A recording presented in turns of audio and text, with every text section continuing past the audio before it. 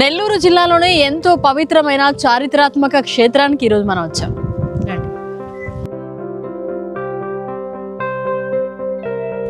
నెల్లూరు జిల్లాలో ఉన్న పవిత్రమైన క్షేత్రాల్లో రామతీర్థం దేవాలయం ఒకటి. ఈ దేవాలయానికి ఎంతో పురాతనమైన చరిత్ర ఉంది.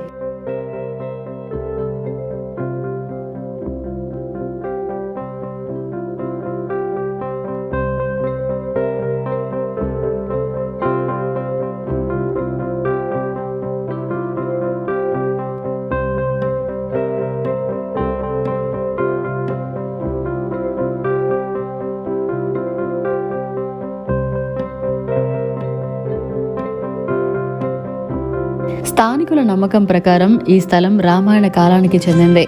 అడవిలో వనవాసం చేస్తున్న సమయంలో శ్రీరాముడు, సీతమ్మ మరియు లక్ష్మణుడు ఈ ప్రాంతానికి వచ్చారని పురాణం చెబుతోంది. ఆ సమయంలో ఈ ప్రాంతంలో తాగడానికి నీరు లేకపోవడంతో శ్రీరాముడు తన బాణంతో భూమిని కొట్టి ఒక పవిత్ర తీర్థంగా వెలువరించారని చెబుతారు. ఆ నీటినే తరువాత రామతీర్థం అని పిలవడం ప్రారంభించారని, అదే పేరుతో ఈ ప్రాంతం కూడా రామతీర్థంగా ప్రసిద్ధి చెందిందని చెబుతారు. ఈ తీర్థంలో స్నానం చేస్తే పాపాలు తొలగిపోతాయని, ఆరోగ్యం మరియు శుభం కలుగుతాయని భక్తులు విశ్వసిస్తారు.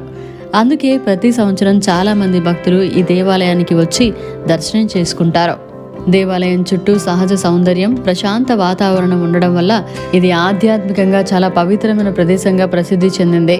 ప్రత్యేకంగా మహాశివరాత్రి, శ్రీరామనవమి రోజున ఇక్కడ పెద్ద ఎత్తున ఉత్సవాలు జరుగుతాయి.